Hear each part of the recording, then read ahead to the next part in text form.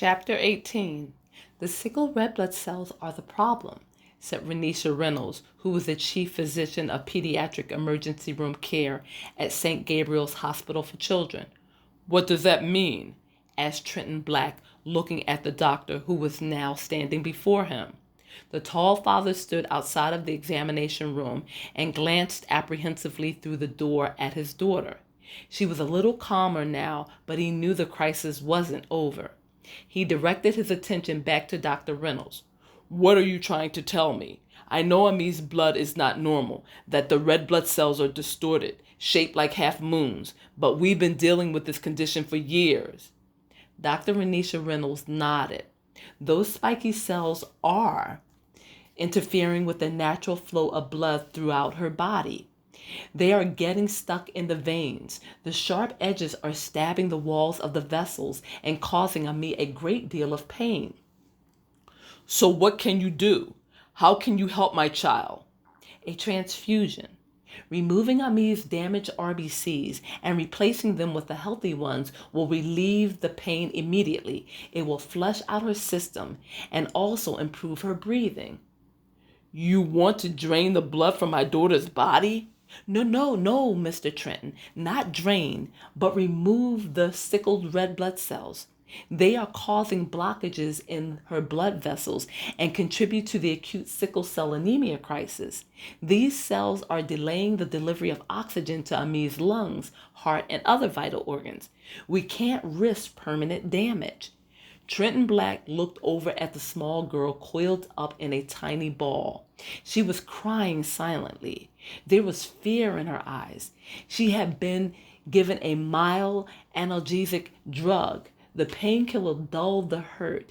It alleviated the piercing sensation shooting through the joints in her body. But that was a temporary solution. Please do what you have to do for her, Dr. Reynolds. I just want her better. I don't want her to continue suffering. Do you have any questions, concerns? How soon will you start?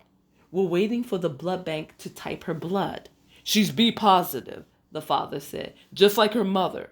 The ER physician nodded. The typing shouldn't take longer than 20 minutes. The labs here are good. Then they'll cross-match her blood, testing it to find a compatible match. If there are no problems with the cross-matching, Ami's blood will be ready in a few hours. What kind of complications? What are the risks? There's no need to be concerned, Mr. Black. The hospital takes every precaution necessary to ensure that the blood a patient receives is compatible. Still, I'm responsible for monitoring your daughter while the transfusion is given. I'll be watching for any adverse reactions. Such as? What could go wrong? In some cases, the patient may develop a rash at the needle site, in which case we would stop the transfusion immediately, she said in a rush to get the last details out before the father could voice his concern.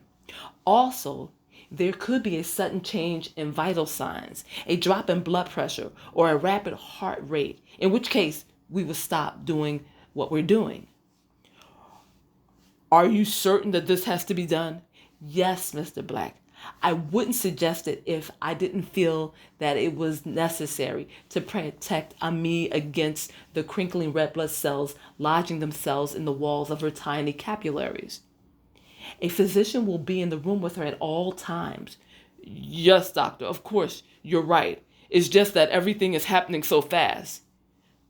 You have time to think. The blood won't be available right away. As I've said, the lab is still running tests. Talk it over with your companion. The nurse and I will stay with your daughter while the two of you decide. My companion? He said, frowning. Then he realized that she was referring to the woman sitting in the ER waiting room with his two daughters. She was referring to Dr. Aaron Simpkins. Trenton Black had momentarily forgotten about the woman. He had gotten so caught up in Ami's emergency that he failed to realize that they were in the other room waiting anxiously for a medical update. They still didn't know what was happening. No, Dr. Reynolds. I agree to the transfusion. I trust your judgment. Thank you for your candor, he said humbly.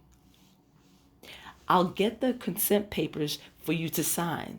Go sit with your daughter and hold her hand. I'll bring them to you. Yes, I'll do that. She must be so frightened by all of this.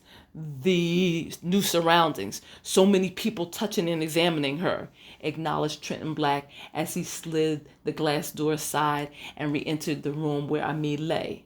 Her eyes darted to him as he approached the bed. She whimpered and tried to rise. Don't worry, baby girl. I'm here. Everything is going to be okay. Daddy's here. I'm not going anywhere, he said reassuringly.